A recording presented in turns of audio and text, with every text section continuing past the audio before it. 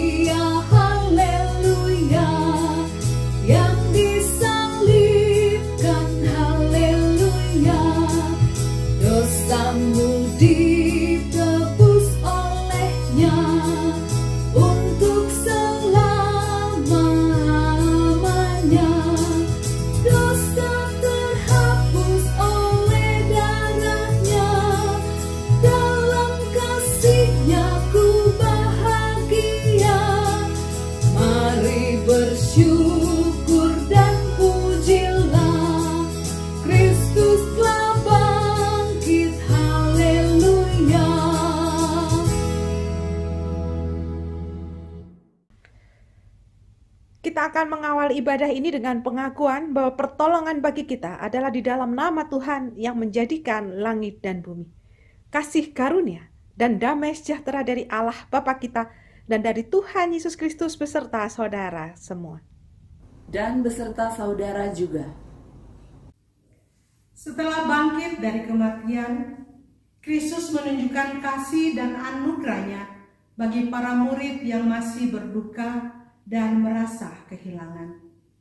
Dengan setia dan penuh keramahan, Kristus menjumpai dan menolong mereka untuk berpulih dari ketakutan, keraguan, keputusasaan, dan dari rasa bersalah. Dengan mempercayai dan mengikut Kristus yang bangkit, berarti kita diajak untuk mempraktekkan keramahan yang mengembalakan dalam keseharian kita. Keramahan yang kita wujudkan bagi sesama adalah keramahan yang diliputi dengan pengampunan, kemurahan hati, empati, dan pemulihan bagi mereka yang terluka.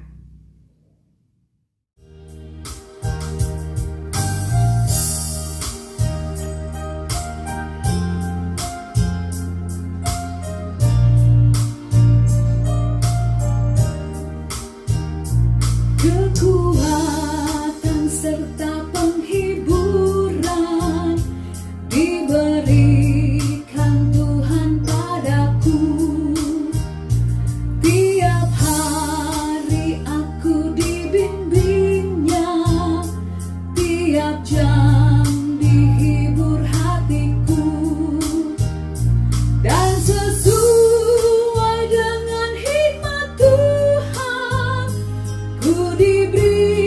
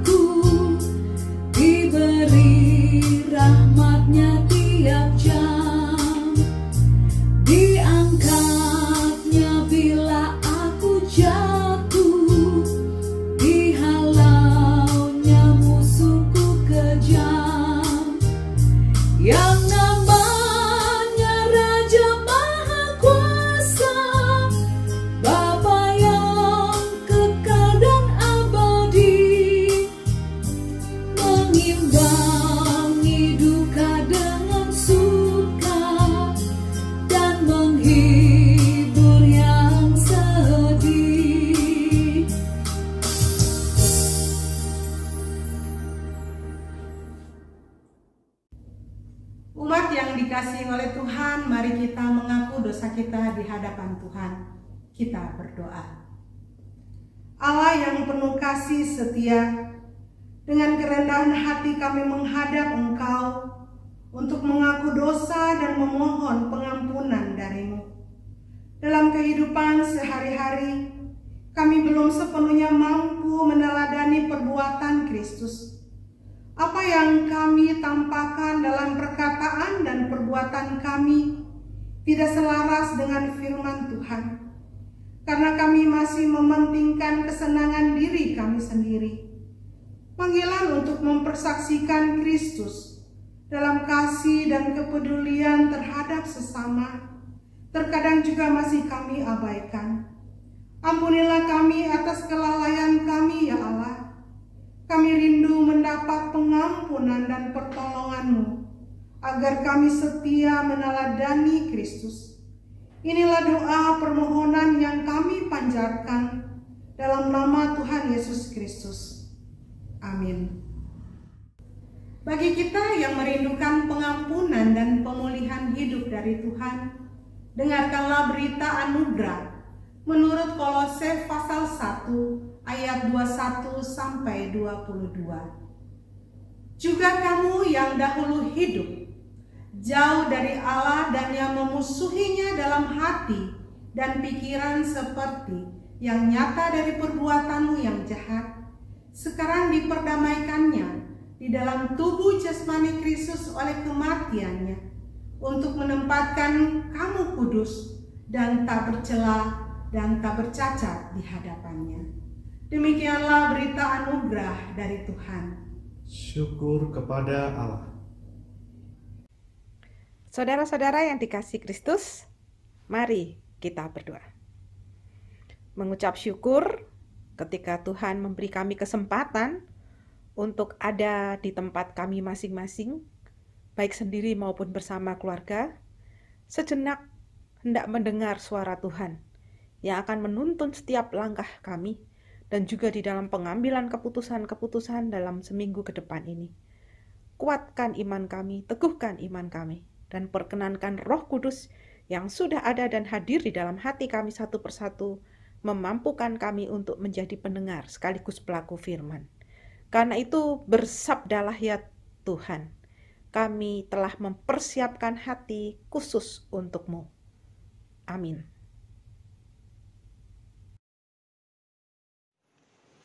Bacaan pertama diambil dari kitab Kisah Para Rasul 9 ayat 1 sampai dengan 20. Sementara itu berkobar-kobar hati Saulus untuk mengancam dan membunuh murid-murid Tuhan. Ia menghadap imam besar dan meminta surat kuasa daripadanya untuk dibawa kepada majelis-majelis Yahudi di Damsyik, supaya jika ia menemukan laki-laki atau perempuan yang mengikuti jalan Tuhan, ia menangkap mereka dan membawa mereka ke Yerusalem. Dalam perjalanannya ke Damsyik, ketika ia sudah dekat kota itu, tiba-tiba cahaya memancar dari langit mengelilingi dia. Ia rebah ke tanah dan kedengaranlah olehnya suatu suara yang berkata kepadanya, "Saulus, Saulus, mengapa engkau menganiaya aku?" Jawab Saulus, "Siapakah engkau Tuhan?" Katanya, "Akulah Yesus yang kau aniaya itu. Tetapi bangunlah dan pergilah ke dalam kota. Di sana akan dikatakan kepadamu apa yang harus kau perbuat." Maka termangu-mangulah teman-temannya seperjalanan, karena mereka memang mendengar suara itu, tetapi tidak melihat seorang juga pun. Saulus bangun dan berdiri, lalu membuka matanya, tetapi ia tidak dapat melihat apa-apa. Mereka harus menuntun dia masuk ke Damsyik. 3 hari lamanya ia tidak dapat melihat, dan 3 hari lamanya ia tidak makan dan minum. Di Damsyik ada seorang murid Tuhan bernama Ananias. Firman Tuhan kepadanya dalam suatu penglihatan, "Ananias." Jawabnya, "Ini aku Tuhan." Firman Tuhan, "Mari, pergilah ke jalan yang bernama Jalan Lurus, Dan carilah di rumah Yudas seorang dari Tarsus yang bernama Saulus. Ia sekarang berdoa, dan dalam suatu penglihatan ia melihat bahwa seorang yang bernama Ananias masuk ke dalam dan menumpangkan tangannya ke atasnya supaya ia dapat melihat lagi. Jawab Ananias, "Tuhan, dari banyak orang yang telah kudengar tentang orang itu, betapa banyaknya kejahatan yang dilakukannya terhadap orang-orang kudus-Mu di Yerusalem. Dan ia datang kemari dengan kuasa penuh dari imam-imam kepala untuk menangkap semua orang yang memanggil nama-Mu. Tetapi firman Tuhan kepadanya, pergilah, sebab orang ini adalah alat pilihan bagiku untuk memberitakan namaku kepada bangsa-bangsa lain, serta raja-raja dan orang-orang Israel. Aku sendiri akan menunjukkan kepadanya betapa banyak penderitaan yang harus ia tanggung oleh karena namaku." Lalu pergilah Ananias ke situ dan masuk ke rumah itu.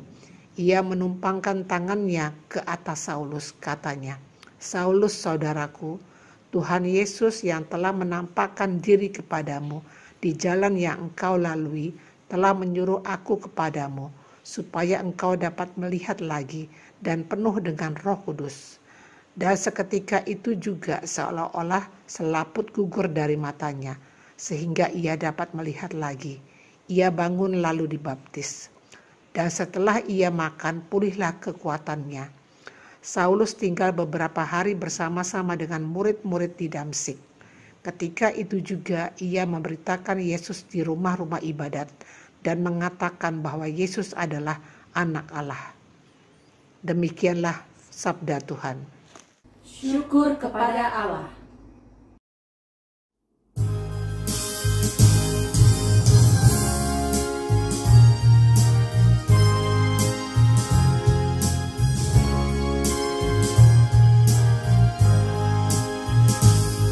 Nyanyikan mazmur bagi Tuhan, hai orang yang dikasihinya. Persembahkan syukur bagi namanya, namanya yang kudus. Aku akan memuji Engkau ya Tuhan, karena Engkau sudah menarikku ke atas dan tidak memberi musuh-musuhku bersuka atasku. Ya Tuhan, kepadamu ku teriak memohon, dan Engkau telah menyembuhkan penyakitku. Kau telah mengangkatku dari kematian, Kau hidupkan aku. Hanyalah sesaat ia murka padamu, namun sepanjang hidup murah hati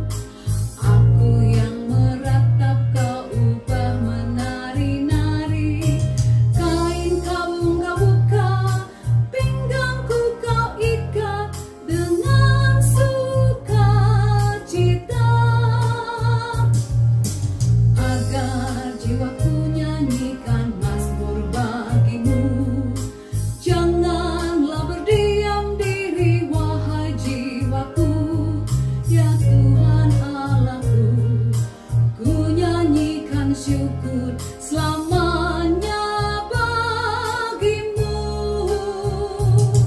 Nyanyikan mazmur bagi Tuhan, hai orang yang dikasihinya.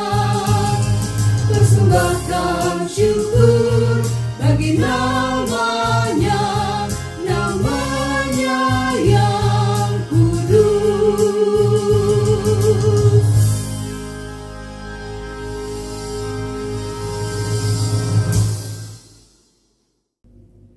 Bacaan kedua akan dibacakan dari Kitab Wahyu pasal 5 ayat 11 sampai 14. Maka aku melihat dan mendengar suara banyak malaikat sekeliling tahta.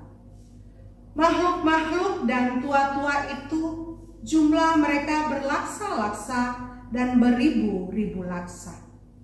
Katanya dengan suara nyaring, anak domba yang disembelih itu layak untuk menerima kuasa dan kekayaan dan hikmat dan kekuatan dan hormat dan kemuliaan dan puji-pujian.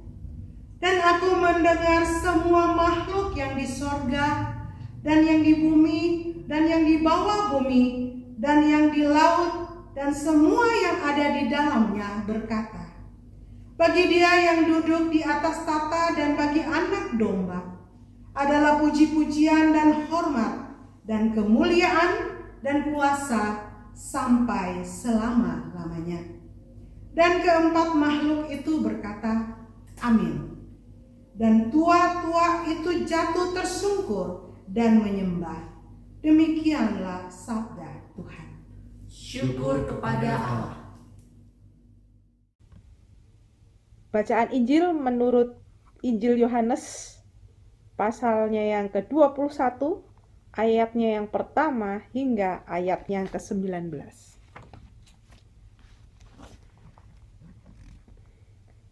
Kemudian Yesus menampakkan diri lagi kepada murid-muridnya di pantai Danau Tiberias. Dan ia menampakkan diri sebagai berikut. Di pantai itu berkumpul Simon Petrus, Thomas yang disebut Didimus, Nathanael dari Kana yang di Galilea, anak-anak Zebedeus, dan 2 orang muridnya yang lain. Kata Simon Petrus kepada mereka, "Aku pergi menangkap ikan." Kata mereka kepadanya, "Kami pergi juga dengan engkau." Mereka berangkat lalu naik ke perahu, tetapi malam itu mereka tidak menangkap apa-apa. Ketika hari mulai siang, Yesus berdiri di pantai, akan tetapi murid-murid itu tidak tahu bahwa itu adalah Yesus. Kata Yesus kepada mereka, "Hai anak-anak, adakah kamu mempunyai lauk pauk?" Jawab mereka, "Tidak ada." Maka kata Yesus kepada mereka, "Tebarkanlah jalamu di sebelah kanan perahu, maka akan kamu peroleh." Lalu mereka menebarkannya dan mereka tidak dapat menariknya lagi karena banyaknya ikan. Maka murid yang dikasihi Yesus itu berkata kepada Petrus, "Itu Tuhan." Ketika Petrus mendengar bahwa itu adalah Tuhan, maka ia mengenakan pakaiannya sebab ia tidak berpakaian. Lalu terjun ke dalam danau. Murid-murid yang lain datang dengan perahu karena mereka tidak jauh dari darat. Hanya kira-kira 200 hasta saja, dan mereka menghela jala yang penuh ikan itu.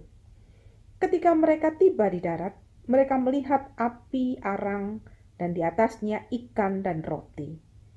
Kata Yesus kepada mereka, "Bawalah beberapa ikan yang baru kamu tangkap itu." Simon Petrus naik ke perahu lalu menghela jala itu ke darat.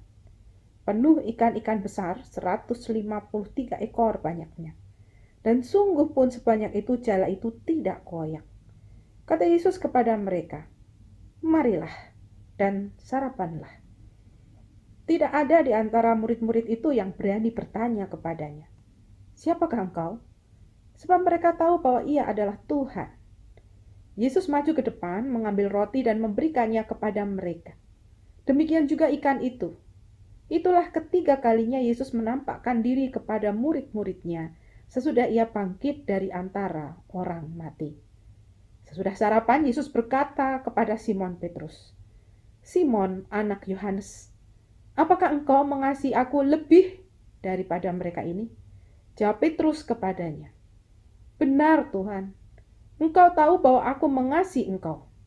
Kata Yesus kepadanya, gembalakanlah domba-dombaku. Kata Yesus pula kepadanya untuk kedua kalinya, Simon, anak Yohanes, apakah engkau mengasihi aku? Jawab Petrus kepadanya, benar Tuhan, engkau tahu bahwa aku mengasihi engkau. Kata Yesus kepadanya, gembalakanlah domba-dombaku. Kata Yesus kepadanya untuk ketiga kalinya, Simon, anak Yohanes, apakah engkau mengasihi aku? Maka sedih hati Petrus karena Yesus berkata untuk ketiga kalinya, apakah engkau mengasihi aku? Dan ia berkata kepadanya, Tuhan, engkau tahu segala sesuatu. Engkau tahu bahwa aku mengasihi engkau. Kata Yesus kepadanya, gembalakanlah domba-dombaku. Aku berkata kepadamu, sesungguhnya ketika engkau masih muda, engkau mengikat pinggangmu sendiri dan engkau berjalan kemana saja kau kehendaki.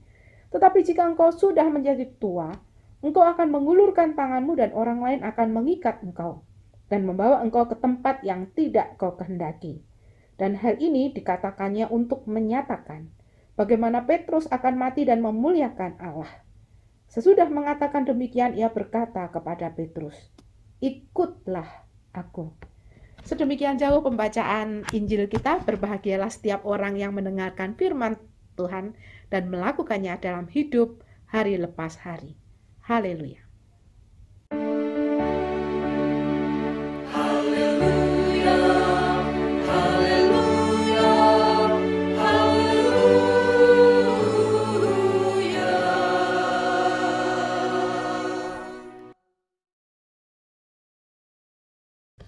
Saudara-saudara yang dikasihi Kristus, salam sejahtera untuk kita semua. Di dalam hidup ini kita tidak pernah lepas dari yang namanya bercakap-cakap. Dan ternyata bercakap-cakap itu bisa menjadi sebuah ilmu dan pembelajaran yang baik untuk banyak orang. Bahkan ilmunya pun dipelajari karena namanya adalah ilmu komunikasi. Sedangkan ilmu komunikasi ini punya turunan ilmu-ilmu yang lain seperti public relation, jurnalistik, manajemen komunikasi, periklanan, marketing communication, dan sebagainya. Dan setiap dari kita tentu tidak lepas dari berkomunikasi, bercakap-cakap dengan pihak lain. Dan ternyata berbicara itu butuh belajar, butuh diatur, butuh ada tujuannya. Dan bercakap-cakap itu tidak bisa sembarangan karena ada etika di dalam berkomunikasi itu. Kita sedang menyampaikan ide-ide kita sedang menyampaikan pesan, dan di dalam percakapan-percakapan itu disadari atau tidak, cara berpikir kita, tujuan kita akan terbaca oleh pihak yang sedang kita ajak berkomunikasi. Dan kita juga menyadari ketika kita berjalan di sebuah mall atau tempat yang ramai, tempat sosialita berkumpul, sadar atau tidak, di sana pasti ada seorang yang menyapa kita. Bukankah gereja juga melakukan hal yang sama? Dan seorang yang menyapa di pintu gerbang gereja, tentu kalau tidak ada di situ dia akan dicari. Karena dia orang yang paling ramah. Karena dia adalah orang pertama yang akan menyapa, memberikan informasi-informasi ketika kita mau masuk ke dalam sebuah gereja. Luar biasa bukan? Ternyata seseorang butuh berkomunikasi yang baik, dan untuk mengelola komunikasi yang baik ini kita juga perlu untuk belajar. Kita perlu bersosialisasi, bercakap-cakap dengan yang lain, dan terus-menerus memperbaiki diri kita sehingga komunikasi kita menjadi komunikasi yang dewasa, komunikasi yang bisa diterima oleh segenap pihak dan nyaman bagi banyak orang. Saudara-saudara yang dikasihi Kristus, Yesus pun melakukan komunikasi. Ketika dalam masa-masa ia harus hadir untuk meneguhkan para murid, menolong para murid dari traumatik yang diterima karena melihat kematiannya, terutama proses kematiannya yang panjang, lalu kemudian kematiannya di atas kayu salib. Tentunya murid-murid ini butuh ditemui.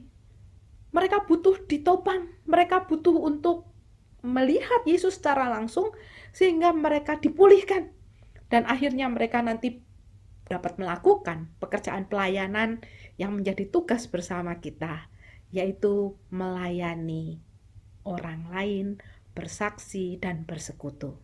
Saudara-saudara yang dikasihi Kristus, saat itu yang Yesus lakukan adalah ketika ia melihat para murid ini ternyata kembali ke pekerjaan lama. Mereka tercerai-berai. Ada yang bersekutu diam-diam, ada yang melarikan diri dari semuanya karena merasa tidak ada pengharapan lagi. Yesusnya tidak ada. Mereka butuh diteguhkan. Terutama para murid, yaitu Petrus dan teman-temannya dalam perikop ini, yang butuh untuk mendengarkan Tuhan secara langsung, melihat kehadiran Tuhan. Karena itu Yesus bersengaja. Dia menuju ke pantai dan dia melihat di situ para nelayan, dan ternyata mereka baru saja berlayar namun tidak mendapat ikan. Saat itu sebagaimana orang yang hendak bercakap-cakap, berkomunikasi, Yesus mengawali dengan bertanya kepada mereka tentang lauk pauk atau adakah ikan untuk dimakan secara bersama-sama. Dan mereka mengatakan tidak ada. Kemudian Yesus mengatakan, tebarkanlah jalamu kembali ke sebelah kanan. Mungkin bagi orang yang berlogika, dia akan mengatakan begini, ngapain? Kan kami lebih ahli loh dari Tuhan Yesus atau siapapun itu orang-orang yang di sana. Karena pekerjaan mereka nelayan. Namun sebenarnya mereka nelayan yang gagal. Mereka ahli menangkap ikan, tapi saat itu sedang gagal. Tidak punya pengharapan. Untuk makan sehari-hari, ikan mereka tidak dapat. Sedangkan makanan rohani, mereka melihat tekanan iman yang didapat karena Yesusnya yang mati di atas kayu salib. Dua hal itu menghantam mereka. Mereka gagal mencari ikan sebagai seorang nelayan. Mereka juga merasa gagal mengikut Kristus karena Kristusnya mati di atas kayu salib. Saudara-saudara yang dikasihi Kristus, dalam situasi seperti itu, mereka masih bersedia untuk mendengarkan Yesus. Akhirnya mendapatkan ikan. Dan di saat proses seperti itu, para murid ini mengingatkan kepada Petrus, itu Tuhan. Dan yang bersemangat untuk menyambut, karena Petrus juga bersemangat waktu itu ketakutannya untuk mengatakan tidak mengenal Yesus. Maka dia pun bersemangat untuk berjumpa. Ini Tuhan dia. Ternyata betul dia bangkit. Di dalam pergumulan-pergumulan itulah para murid dan Petrus ini diajak untuk melihat Yesus kembali seperti semula. Keramahan seorang Yesus yang mengajak bahwa dia itu Tuhan tapi juga manusia. Dan saat itu ketuhanannya lah yang kuat karena kemanusiaannya sudah dia lepas. Dia kembali menjadi Allah kudus. Dan dia di saat itu justru mau hadir untuk kembali merangkul murid-murid, meneguhkan agar mereka nantinya berproses untuk bertransformasi, berubah dari pola hidup lama menuju pola hidup baru. Apa yang tidak bisa Tuhan buat? Mereka memang di dalam imannya sedang tergoncang dan trauma. Mereka saat itu juga sedang gagal untuk mencari makan. Tapi Tuhan memberi. Dan di saat itu Tuhan memperagakan kebiasaan ketika bersama-sama. Persekutuan dengan Tuhan itu tidak pernah lepas dari jamuan makan rohani maupun jamuan makan jasmani. Seperti gereja-gereja dan kita semua lakukan. Setiap persekutuan pasti ada acara bercakap-cakap, berkomunikasi sharing, dan juga makan-makan yang saling menguatkan satu dengan yang lain. Dari sinilah kita melihat bahwa Tuhan memberikan pemulihan dengan mengembalikan ingatan mereka. Bahwa yang hadir ini Yesus, yang hadir ini Tuhan. Jangan khawatir, jangan takut, karena Tuhan ada dan bersama dengan mereka saat itu. Dan inilah yang menjadi perubahan dari para murid. Yang awalnya mereka sangat-sangat kecewa dengan imannya. Tuhan yang mati, yang diharapkan bangkit ternyata mati. Lalu ketika mereka sedang mencari makan untuk diri dan keluarganya tidak mendapat ikan juga. Kekecewaan double ini membuat iman mereka tentu saat itu tidak berpengharapan. Namun ketika berjumpa dengan Yesus, mereka kembali punya semangat. Mereka kembali diingatkan bahwa hubungan dengan Yesus itu membawa damai sejahtera. Yesus yang ramah, Yesus yang mau merangkul, Yesus yang mau mendengar, Yesus yang mau memberi, bukan hanya memberi dirinya untuk menyelamatkan orang. Dia juga memberi makan orang-orang itu. Ini adalah bentuk dari pastoral holistik, bagaimana Yesus merangkul, memulihkan, menolong, dan menopang. Dan ini semua dibutuhkan pada saat para murid sedang jatuh secara iman dan secara pekerjaan, secara jasmani. Saudara-saudara yang dikasihi Kristus, perubahan-perubahan inilah yang diharapkan oleh Tuhan. Bagaimana kita dari tidak mengerti, menjadi mengerti, paham, kemudian melaksanakan tugas panggilan kita dengan penuh semangat kembali.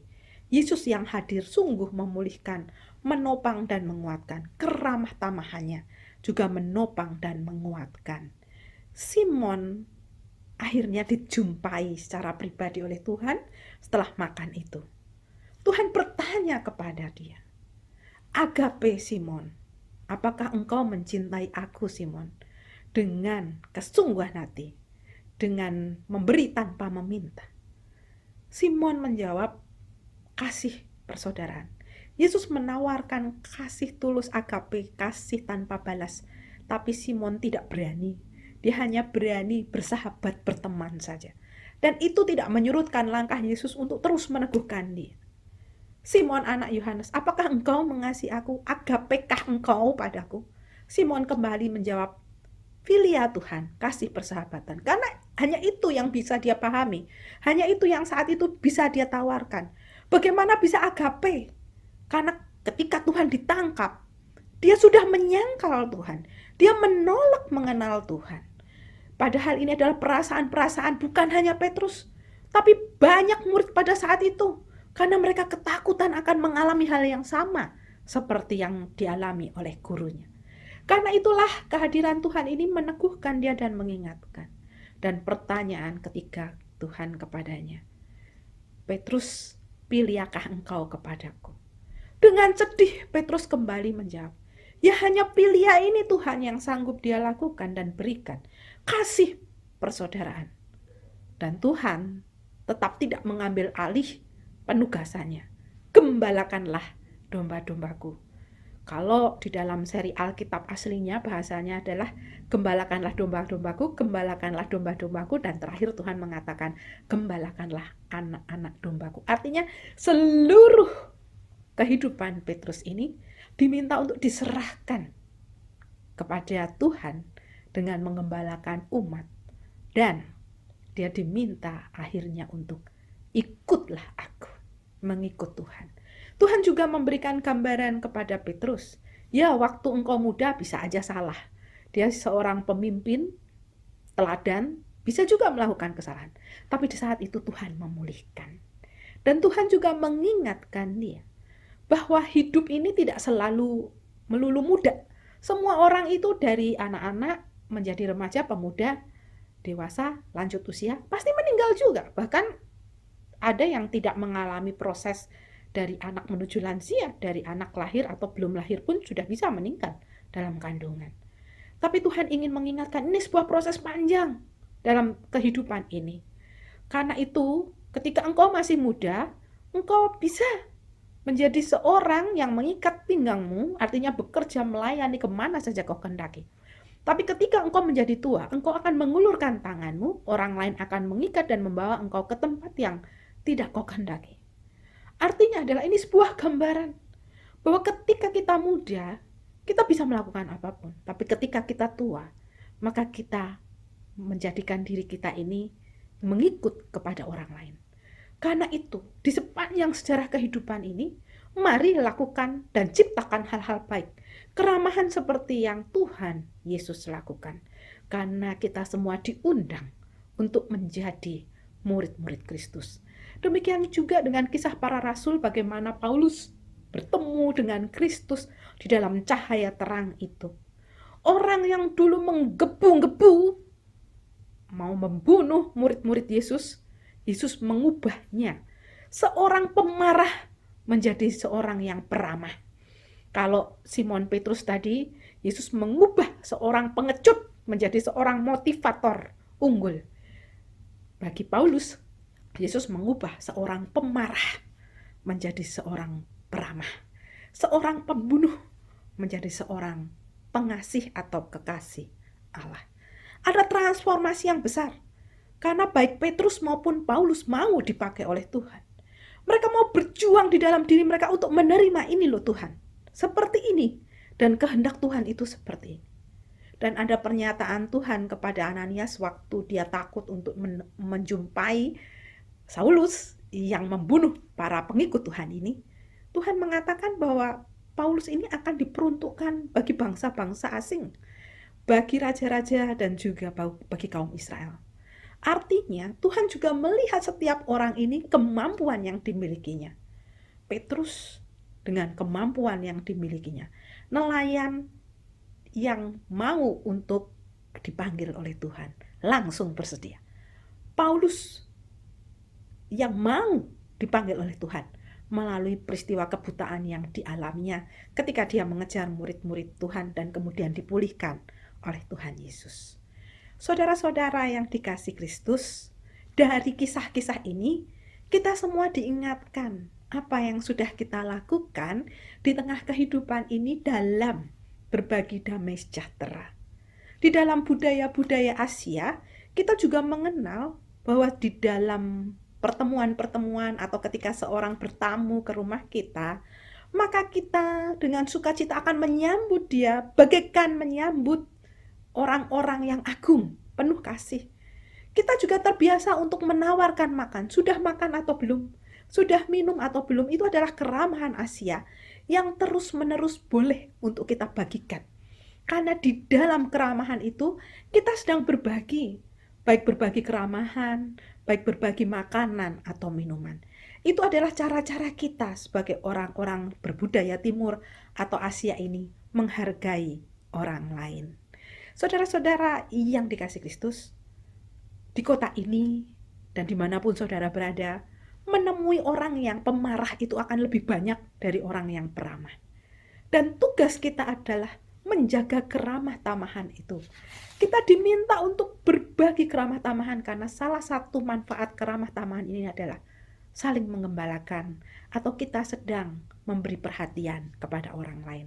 Salah satu bentuk keramahan yang lain adalah tersenyum. Seperti kita berharap ketika bertemu dengan bayi atau batita.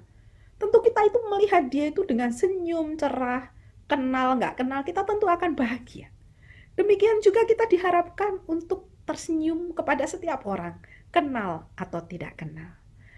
Mari kita mengubah pola komunikasi kita juga dari orang-orang yang mungkin kurang bisa bercakap-cakap menjadi orang-orang yang mau untuk bercakap-cakap, berkomunikasi dengan baik.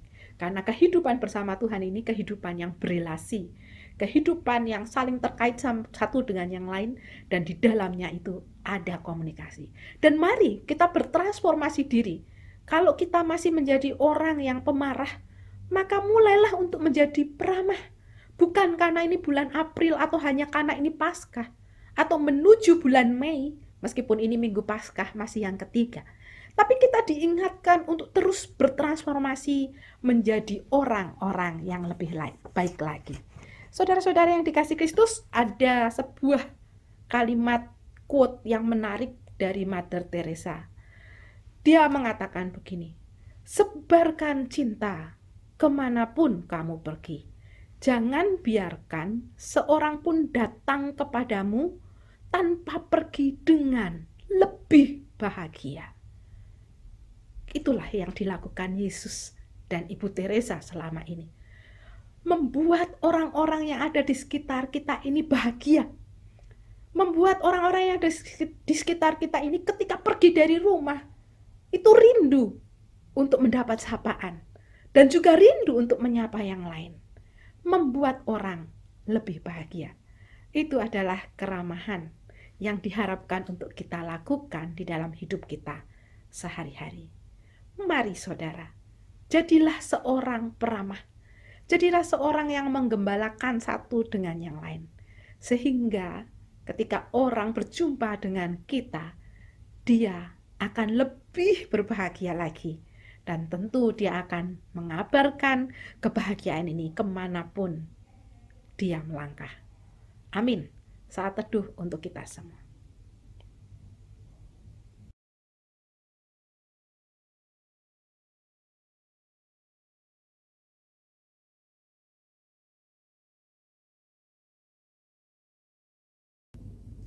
Bersama dengan umat Allah di sepanjang abad dan segala tempat, marilah kita menyatakan pengakuan iman rasuli demikian. Aku percaya kepada Allah, Bapa yang Maha Kuasa, Halik langit dan bumi, dan kepada Yesus Kristus, anaknya yang tunggal Tuhan kita, yang dikandung dari Roh Kudus, lahir dari anak darah Maria, yang menderita sengsara, di bawah pemerintahan Pontius Pilatus, disalibkan, mati dan dikuburkan, turun ke dalam kerajaan maut. Pada hari yang ketiga, bangkit pula dari antara orang mati, naik ke sorga, duduk di sebelah kanan Allah, Bapa yang Maha Kuasa. Dan dari sana ia akan datang untuk menghakimi orang yang hidup dan yang mati. Aku percaya pada Roh Kudus, gereja yang kudus dan am, persekutuan orang kudus, pengampunan dosa, kebangkitan orang mati, dan hidup yang kekal. Mari saudara kita masuk dalam doa syafaat yang nanti bersama-sama kita akan akhiri dengan doa Bapa kami. Ya Allah, di tengah kehidupan kami, kadang-kadang masalah yang ada dan hadir membuat kami lebih takut terhadap masalah. Kami lupa bahwa Allah sanggup memulihkan trauma kami. Allah sanggup mendukung, menopang, dan mengingatkan kami untuk terus bersuara kebenaran, untuk terus melakukan keramahan, untuk terus tersenyum dan membuat bahagia itu muncul. Karena ini semua adalah jalan penggembalaan. Bagaimana kami melakukan pastoral holistik kepada diri dan orang-orang di sekitar kami, sehingga kami memunculkan senyum dan kebahagiaan. Sehingga kehadiran kami membuat orang senang dan lebih berbahagia seperti yang Tuhan harapkan.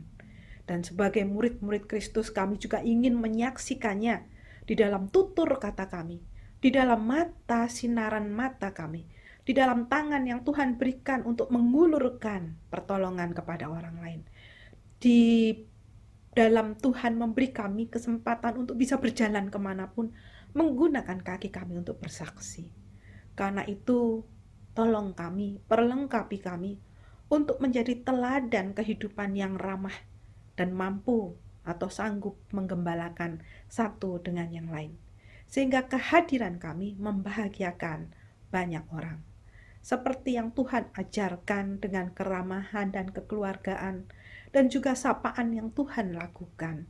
Agar kami juga bisa beragape, memberi dan terus memberi tanpa meminta balas. Namun apabila kami masih ataupun hanya sanggup pada saat ini untuk beragape, kasih persaudaraan, ajari kami untuk nantinya meningkat menjadi kasih agape, memberi tanpa meminta, memberi dan hanya memberi, seperti kasih Kristus kepada dunia ini yang tidak pernah membeda-bedakan, baik orang yang terkena musim hujan, orang yang terkena musim panas, keduanya Tuhan pelihara dengan baik. Semua musim adalah indah untuk kami manusia. Kami juga berdoa bagi dunia yang masih ada di dalam situasi pandemi dan juga kenaikan barang-barang, bahan pangan. Tuhan kuatkan dan teguhkan kami, supaya kami boleh terus berkarya. Dan bagi para orang tua, orang-orang yang mencari pekerjaan, penghidupan, yang membutuhkan status dan fungsi sosial yang lebih baik, kiranya Tuhan boleh berkati sertai mereka. Pengharapan bagi mereka yang ingin bekerja, baik di dalam negeri hingga di luar negeri. Demikian pun yang tubuhnya berdisabilitas, kiranya Tuhan boleh dengar seru doa mereka.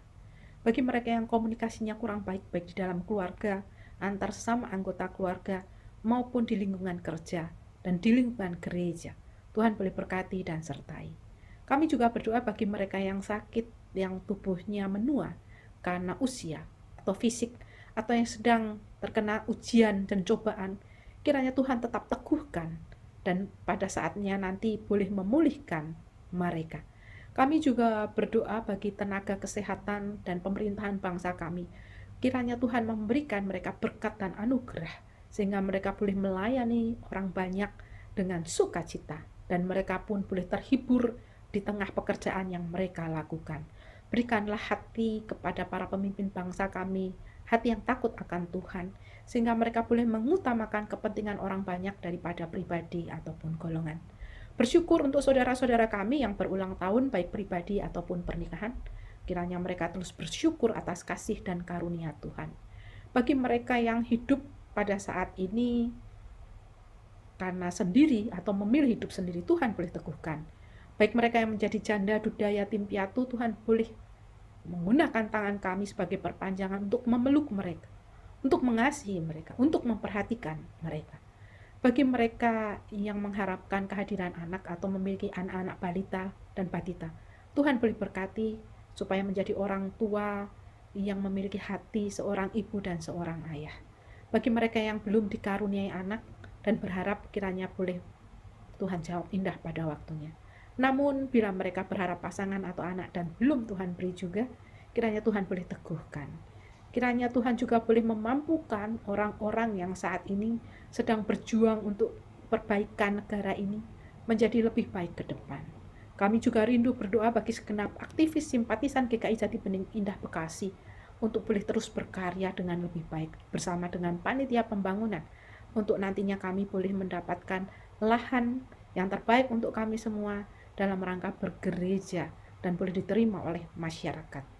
Inilah seluruh doa kami yang kami naikkan di dalam Kristus Yesus yang mengajar kami berdoa. Bapa kami yang ada di surga, dikuduskanlah namamu, datanglah kerajaanmu, jadilah kehendak-mu, di bumi seperti di surga. Berikanlah kami pada hari ini makanan kami yang secukupnya, dan ampunilah kami akan kesalahan kami, seperti kami juga mengampuni orang yang bersalah kepada kami. Dan janganlah membawa kami ke dalam pencobaan, tetapi lepaskanlah kami daripada yang jahat, karena Engkau-lah yang mempunyai kerajaan, dan kuasa, dan kemuliaan sampai selama-lamanya. Amin. Saat ini kita akan menyatakan syukur kepada Allah melalui persembahan kita, sambil mengingat ungkapan sukacita pemazmur dalam Mazmur 97 ayat 12. Bersukacitalah karena Tuhan, hai orang-orang benar, dan nyanyikanlah syukur bagi namanya yang kudus. Saudara dapat mengirimkan persembahan mingguan, persembahan bulanan, dan persembahan syukur melalui transfer ke rekening gereja atau memberikan secara langsung melalui kantor gereja.